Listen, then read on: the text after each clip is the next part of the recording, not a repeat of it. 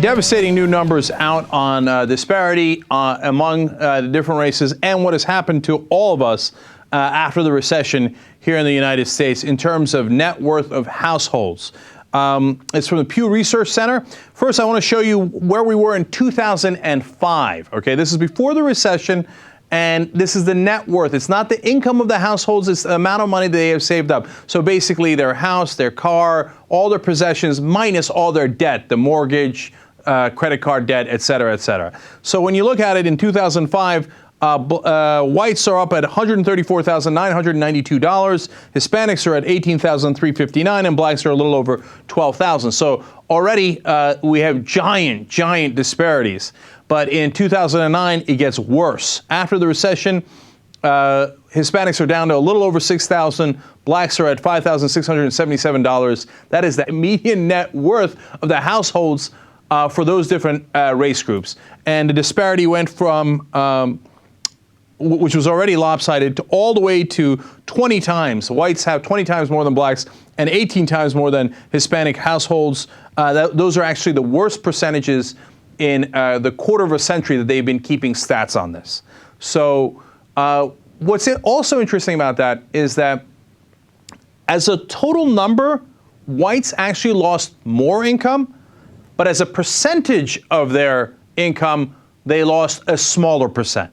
So they lost about, I believe, in the neighborhood of about 16%, yes. Whereas black households lost 53% of their net worth, and Hispanic households lost 66% of their net worth. Now, why? So, number one, it's because if you are, of course, if you're already in a lower income and you lose a big chunk of money, that's going to be a much larger chunk of the money that you had because you didn't have that much money in the first place. Now, if you lose, 20 some odd $1,000 in income, but you already had 134,000, well, then I should say wealth.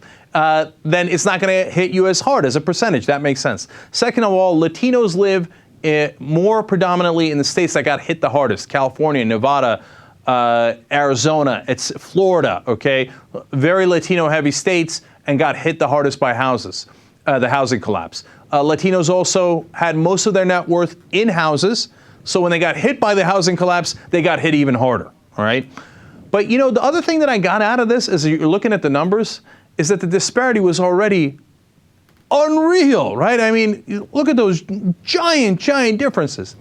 And I looked at the historical trend a little bit. That was not talked that much about in this article, but I looked at it, and it gives you a great sense of why we are where we are. It's because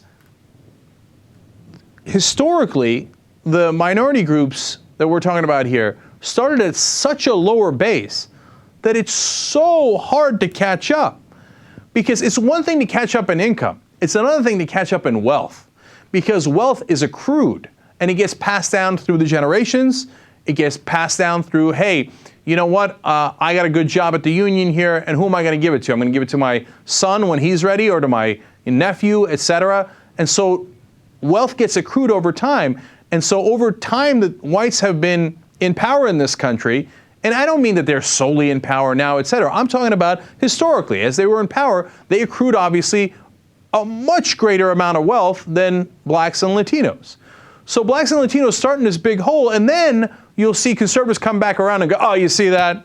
Blacks couldn't do it. They have higher rates of crime. They don't have as much money. They have more poverty, more single families, et cetera. Well, it's harder to make more money when you don't have any money in the first place. So I think these numbers are really revealing.